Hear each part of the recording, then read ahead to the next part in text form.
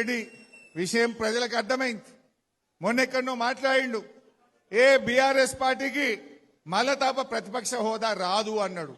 నిజమే కదా, మనకు ప్రతిపక్ష హోదా ఎందుకు, పాలకుల పక్ష హోదా రాబోతా ఉంది. ప్రతిపక్ష హోదా రాదు, పాలక పక్ష హోదా వస్తుంది. నీకు నీ పార్టీకి డిపాజిట్లు గల్లంతైతే గుర్తుపెట్టుకో రేవంత్ రెడ్డి అంటున్నా. ఈ మధ్య మీరు గమనించి ఉంటారు, ఢిల్లీలో ముఖ్యమంత్రి కేజ్రీవాల్ ఓడిపోయిండు, ఆయన ఎమ్మెల్యేగా ఓడిపోయిండు, ఆయన పార్టీ ఓడిపోయింది. బెంగాల్లో పోతే మమతా బెనర్జీ గారు ఎమ్మెల్యేగా ఓడిపోయిండు, ఆయన పార్టీ ఓడిపోయింది. తమిళనాడు పోతే స్టాలిన్ ముఖ్యమంత్రి ఎమ్మెల్యేగా ఓడిపోయిండు, ఆయన పార్టీ ఓడిపోయింది. రేపు తెలంగాణలో కూడా రేవంత్ రెడ్డి ఎమ్మెల్యేగా ఓడతాడు, ఆయన పార్టీ కూడా ఓడిపోతుంది. గ్యారంటీ మళ్ళొచ్చేది కేసీఆర్. ఎక్కడ పోయినా ప్రజలది ఒక్కటే మాట, కాంగ్రెస్ పోవాలే, కేసీఆర్ రావాలి. ఇలా అందరికీ ఇది అందరి మాట. రేవంత్ రెడ్డి విషయం ప్రజలకు అర్థమైంది. మొన్నెక్కడో మాట్లాడిండు, ఏ బీఆర్ఎస్ పార్టీకి మళ్ళా ప్రతిపక్ష హోదా రాదు అన్నాడు.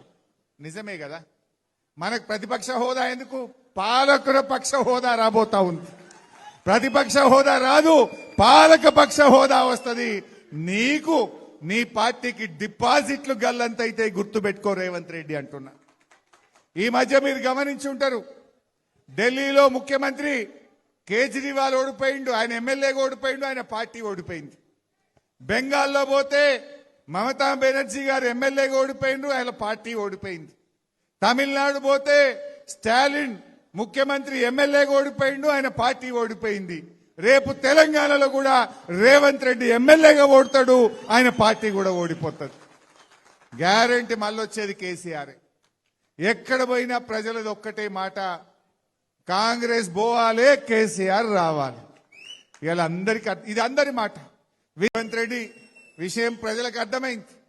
మొన్నెక్కడో మాట్లాడిండు, ఏ బీఆర్ఎస్ పార్టీకి మళ్ళా ప్రతిపక్ష హోదా రాదు అన్నాడు.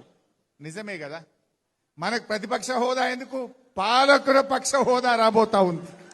ప్రతిపక్ష హోదా రాదు, పాలక పక్ష హోదా వస్తుంది. నీకు నీ పార్టీకి డిపాజిట్లు గల్లంతైతే గుర్తుపెట్టుకో రేవంత్ రెడ్డి అంటున్నా. ఈ మధ్య మీరు గమనించి ఉంటారు, ఢిల్లీలో ముఖ్యమంత్రి కేజ్రీవాల్ ఓడిపోయిండు, ఆయన ఎమ్మెల్యేగా ఓడిపోయిండు, ఆయన పార్టీ ఓడిపోయింది. బెంగాల్లో పోతే మమతా బెనర్జీ గారు ఎమ్మెల్యేగా ఓడిపోయిండు, ఆయన పార్టీ ఓడిపోయింది. తమిళనాడు పోతే స్టాలిన్ ముఖ్యమంత్రి ఎమ్మెల్యేగా ఓడిపోయిండు, ఆయన పార్టీ ఓడిపోయింది. రేపు తెలంగాణలో కూడా రేవంత్ రెడ్డి ఎమ్మెల్యేగా ఓడతాడు, ఆయన పార్టీ కూడా ఓడిపోతుంది. గ్యారంటీ మళ్ళొచ్చేది కేసీఆర్. ఎక్కడ పోయినా ప్రజలది ఒక్కటే మాట, కాంగ్రెస్ పోవాలే, కేసీఆర్ రావాలి. ఇలా అందరికీ ఇది అందరి మాట.